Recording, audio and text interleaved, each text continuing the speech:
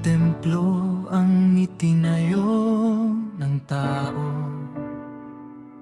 Iba't ibang aral ang pinaniniwalaan. Ngunit sa gitna ng ingay ng mundo, ang puso mo ba'y tunay na nagbago? Hindi sa pangalan ng samahan, hindi sa ganda ng panalangin. Kung ang puso mo'y malayo pa rin Sa katotohanang nais niyang marinig, hindi relihiyon ang magliligtas sa kaluluwa. Hindi sa dami ng ritual na ginagawa.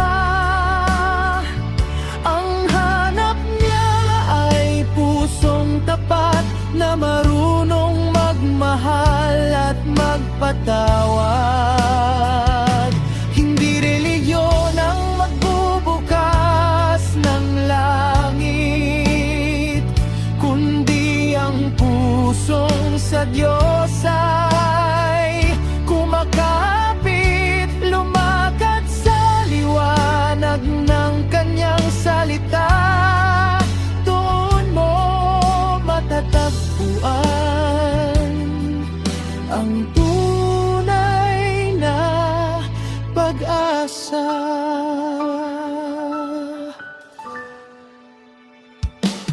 May mga taong sa anyo lang banal,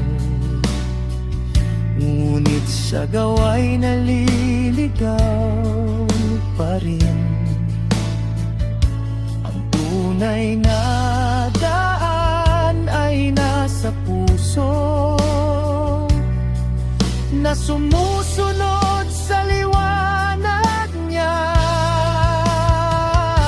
Kapag ang puso'y nagsisi at nagbago, kapag ang buhay ay Kanya mong inalay, doon mo makikita ang tunay na biyaya na hindi kayang ibigay ng mundo.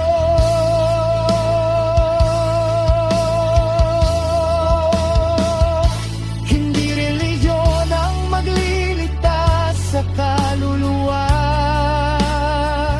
kundi ang pag-ibig na mula sa may kapal, sa bawat hakbang na may pananampalataya.